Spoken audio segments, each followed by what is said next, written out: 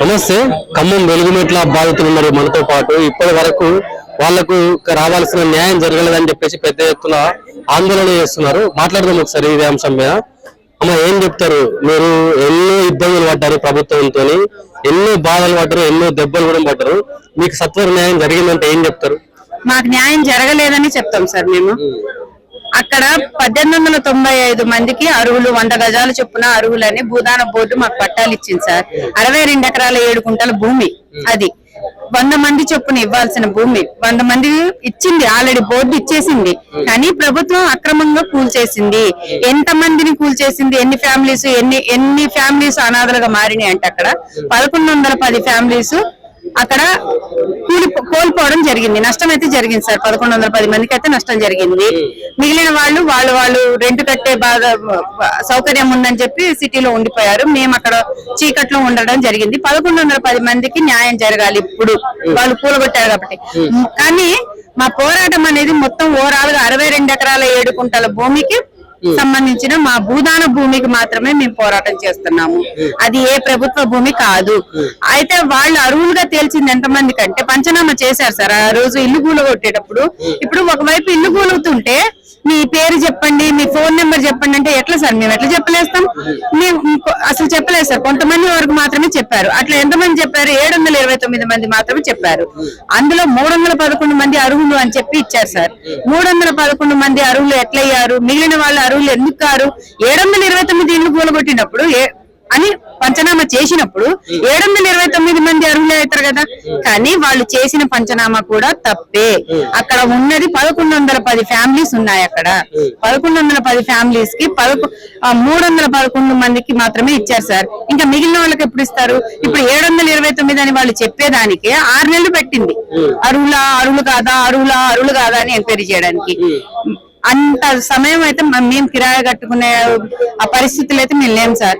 మాకైతే కంపల్సరీగా 1110 మందికి వెంటనే మాకు న్యాయం జరగాలి. కానీ ఓవరాల్ గా 61 ఎకరాల గురించి 62 ఎకరాల గురించి మీరు చెప్తున్నారు. ప్రభుత్వంలో 31 ఎకరాల వరకే వాళ్ళ వర్షం చెప్తున్నారు కదా. అయితే భూదాన బోర్డు 62 ఎకరాల 7 గుంటల భూమి అని తేల్చి చెప్పింది.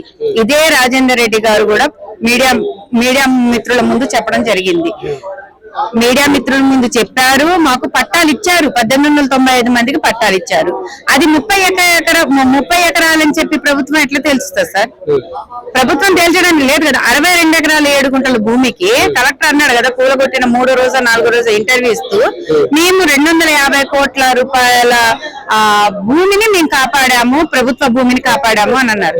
అది అప్పుడు ఆయన ఇంటర్వ్యూ ఇచ్చినప్పుడు ప్రభుత్వ భూమి అయిన తర్వాత మళ్ళీ ఇప్పుడు భూదాన భూమి ఎట్లా అవుతుంది సార్? అది కానీ 62 ఎకరాల 7 గుంటల భూమికి 30 ఎకరాలు మింగేశారు. మింగేసి మీరు 250 కోట్లు అంటున్నారు. మిగిలిన 250 కోట్ల భూమి ఎక్కడికి వెళ్ళిపోయింది? సరే, ఇప్పుడు భూదాన భూమి గురించి పక్కన పెడితే మీకు రావాల్సిన ఇళ్ల పట్టాలకు మీకు రావాల్సిన భూమి గురించి మీరు ఆలోచించాలి. కానీ మిగిలిన ప్రభుత్వ భూమి 30 ఎకరాల గురించి మీకు ఎందుకు అనే ప్రశ్న మొదలవుతుంది కదా. కాదు సార్, అది ప్రభుత్వ భూమి అనేది తప్పు. 62 ఎకరాల 7 గుంటల భూమి భూదాన భూమి ఉన్నది అక్కడ. ప్రభుత్వ భూమి అని ప్రభుత్వం చెప్తే మేము ఒప్పుకోము. బోర్డు మాకు ఇచ్చింది, లేఅవుట్ తో సహా మాకు ఇచ్చింది. అవునండి, ఇప్పుడు ప్రభుత్వమే వాళ్ళ చేతిలో ఉంది, రెవెన్యూనే వాళ్ళ చేతిలో ఉంది. ఇప్పుడు ఏ తప్పు తెలియదు అయితే 1110 మంది ఇల్లు కూలగొట్టిన తర్వాతకి ఆర్డీఓని ఎందుకు ట్రాన్స్ఫర్ చేయాల్సి వచ్చింది? ప్రమోషన్ పేరుతోని అనుదీప్ శెట్టి గారిని ఎందుకు ట్రాన్స్ఫర్ చేయాల్సి వచ్చింది ప్రమోషన్ పేరుతోని? ముజమిల్ ఖాన్ మాకు గతంలో కరెంట్ కట్ చేశారు సార్. ఆయనకు ప్రమోషన్ పేరుతోని CCL లో జాబ్ ఇచ్చారు. ఎట్లాది అంటే మాకు పేదలకు అన్యాయం జరిగితే ప్రమోషన్ల పేరుతో వస్తాయి వాళ్ళకు. మా పేదలని అంచి తొక్కేస్తే వాళ్ళకి ప్రమోషన్లు వస్తాయి. అంటే ప్రమోషన్ల పేర్లతో పేదోళ్ళని మాట్లాడడానికి లేదా? ఇంకా పేదోళ్ళకి ఇల్లు కట్టుకొని ఉండడానికి లేదా? ఇంకా 62 ఎకరాల 7 గుంటల భూమికి వాళ్ళు 30 ఎకరం అని చిత్రీకరిస్తున్నారు. 62 ఎకరాల 7 గుంటల భూమి మాకు తేల్చి చెప్పాల్సింది. సరే, వాళ్ళు చెప్పారంటున్నారు కదండి, 30 ఎకరాలు అని చెప్తున్నారు కదా.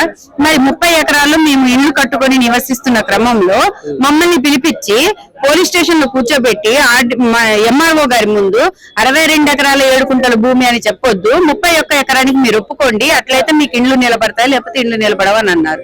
ఎట్లా చెప్తారు సార్? ఎందుకు 62 ఎకరాల 7 కుంటల భూమికి 30 ఎకరాలే మేము ఎట్లా ఒప్పుకుంటాం? మేము ఒప్పుకోము. మాకు 62 ఎకరాల 7 కుంటల భూమి కావాల్సిందే, అది పేదలకు పంచాల్సిందే.